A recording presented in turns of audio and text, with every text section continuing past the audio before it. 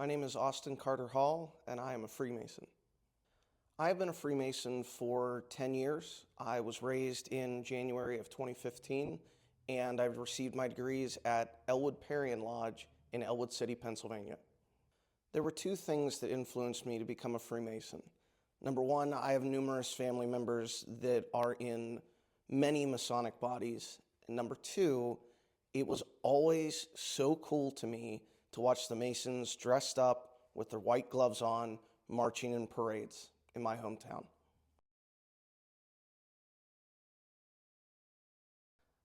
One of the things when I got back into Masonry, and I say get back in because I had moved a lot for my graduate career, when we'd finally settled in Northern Kentucky, I was doing my dissertation and I had talked to my wife about getting back into a lodge that was local rather than just sending my dues to Elwood City every year to keep my status as a Mason. And I wanted to go to a lodge that also had an Eastern Star. I wanted to do Masonry with my whole family, with my wife and our eventual kids. And Bradford had a Rainbow Girls that we're involved with, and we're trying to restart the DeMolay. So the familial aspect for me has always been a big part of it. My uncle has been the past master of Elwood Parian probably 6 or 7 times, and my great uncle Dutch has been probably just the same. So Masonry has always been about family and community to me. So currently, I am finishing up my doctoral dissertation at the University of Cincinnati. I have been trained to be an archivist, a public historian, as well as a teacher. Currently, at this point, I am teaching 8th grade middle school social studies. I wanted to go back into public education because my parents were both public school teachers for 30 years. My mother's actually retiring this year. And quite frankly, I needed a job. Teaching has always been a passion of mine, and it was recommended to me from someone at Thomas More University that I would fill an opening for them. How I balance Freemasonry with my career is, to many, very complicated, but to me it's very simple. Family comes first, and then Freemasonry. If you can't put your family first and you put the Masonic order first, you're not doing what you should be doing as a Mason. You should be putting your family and your community first, and then doing all the fun things, the lodge, the grotto, the shrine, York Rite, Scottish Rite, whatever bodies that people are in. That's when you can go and do the fun things, is when you've got your work-life balance situated and then your Masonic life balance situated.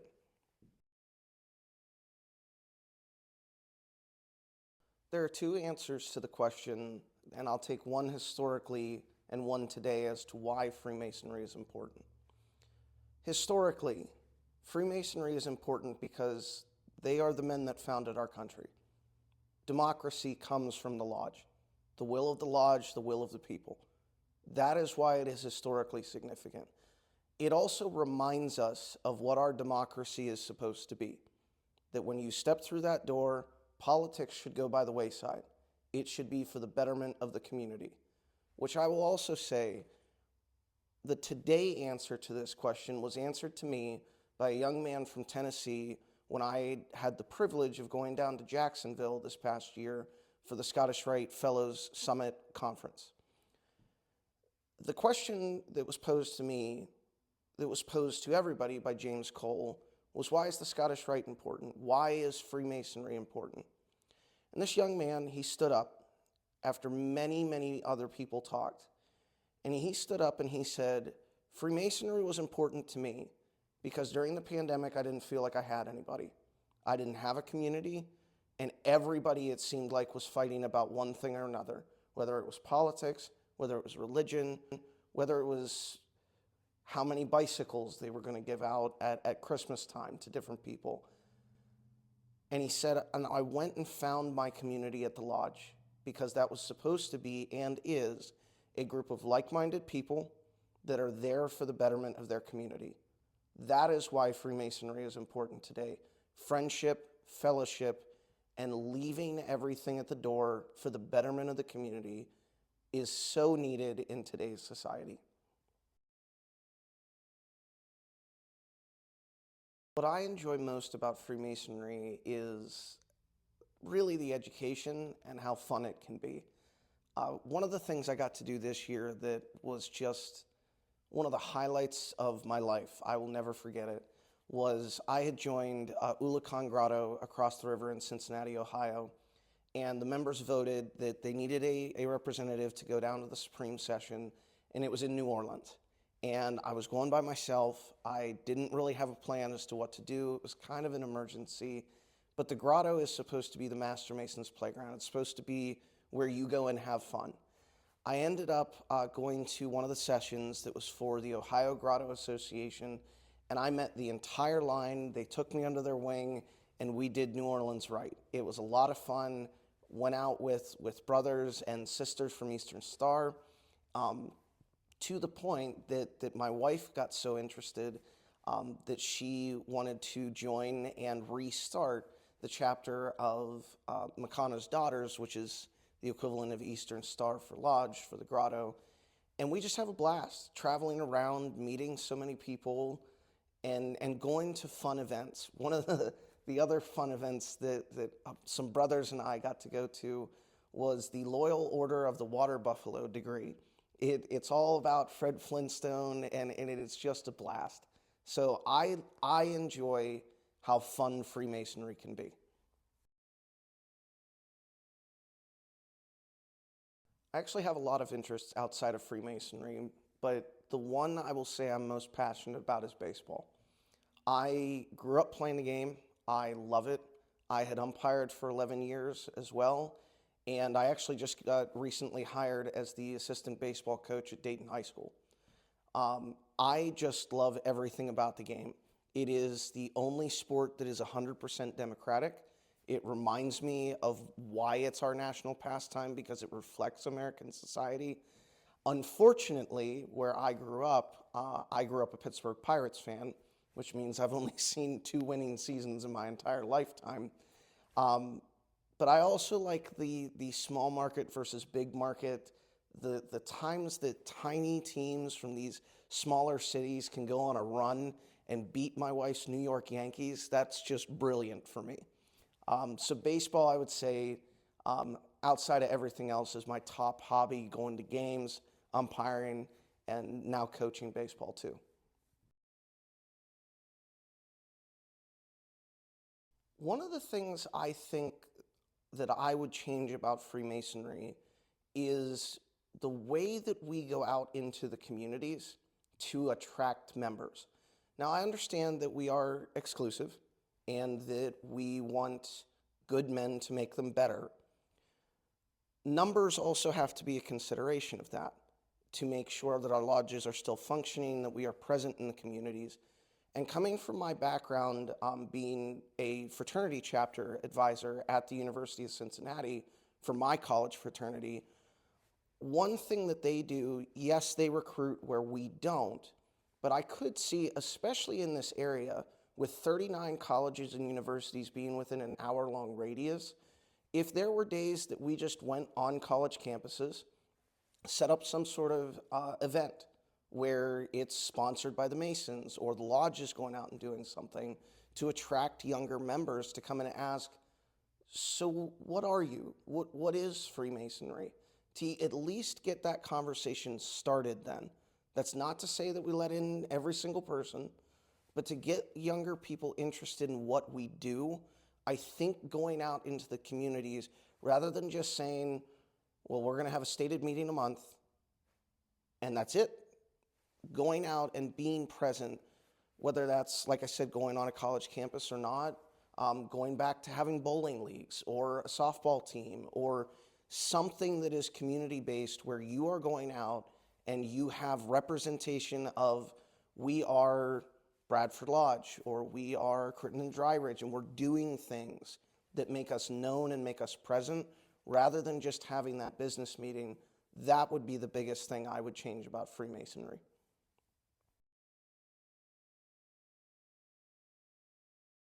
I have absolutely developed a lot of close friendships in Freemasonry, whether it's at the Lodge, the York Rite, Scottish Rite Body, anything.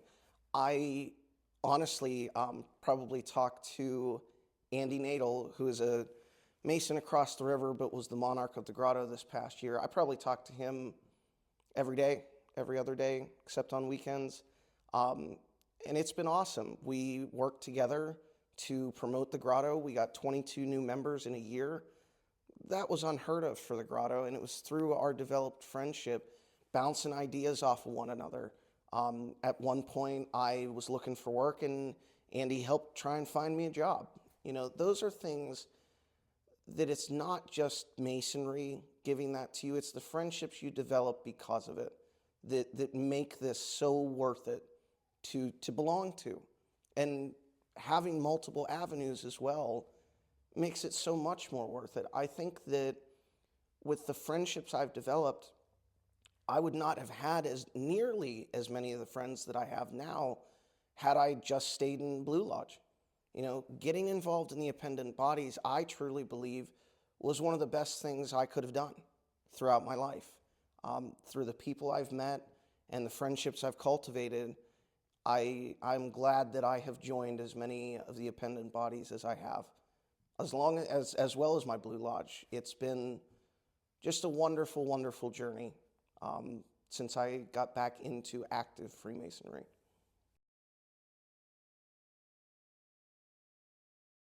Yes, I very much have seen self-improvement since I joined Freemasonry. One of the biggest things that has helped me was after joining the York Rite and getting into commandery, I was elected prelate, which is essentially the chaplain. So as an educator myself, in every body that I have joined, I try to seek out education. The best course that I have seen was developed by the Grand Prelate for the Grand Commandery of the Knights Templar. It's basically a prelate's education course, and it's teaching you how to do the job of a prelate or a Masonic chaplain. And it gets into not just how to pray, it gets into the duties that you have as a chaplain or a prelate. You are to be there for the brothers. You are not necessarily listening to respond. You're listening to comfort. You're listening to be there in hard times. You're listening to uplift a brother, right? And one of the biggest things about Freemasonry, too, is that I've learned through this course is tolerance, right? We are not a Christian, specifically, organization. We ask for you to have a belief in a supreme being. And so getting to know people of other faiths, I've gotten to learn a lot more about my own faith as a Christian through people of different faiths. I've gotten to learn more about what they believe and what we have in common rather than what divides us. That's brought me, I feel, to be a better Mason, a better man, and honestly a better husband to my wife as well.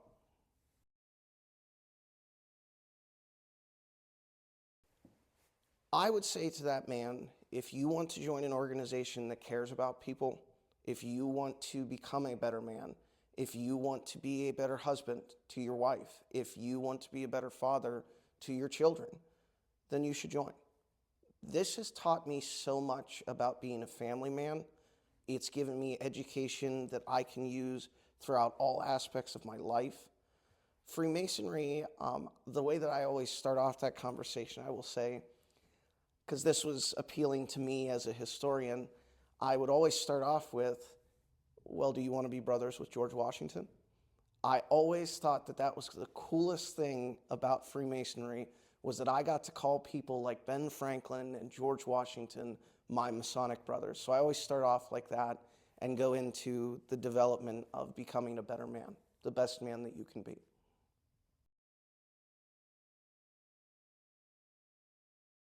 Talking about one's legacy is always a little strange, right? We generally say we want to be remembered as a good family man, which I do. I want to be remembered as a good husband. But this was something my wife and I were talking about, especially when it comes to Freemasonry and making sure there is enough time for your family. My wife and I are very much fans of the musical Hamilton. And one of the things that is said over and over in Hamilton is, why do you write like you're running out of time? And a lot of the theme of Hamilton is Hamilton throwing himself into all of his work, into what his legacy will be. And all his wife says is that if you come home at the end of the day, that's the legacy I want for you. And so that's something through Freemasonry and through my marriage that I'm starting to realize that a legacy doesn't mean that you have to be remembered as this great figure. I would rather be remembered as someone who raised a couple of kids, was a good husband to my wife, and cared about his community. So why Freemasonry? My argument would be for the betterment of humanity.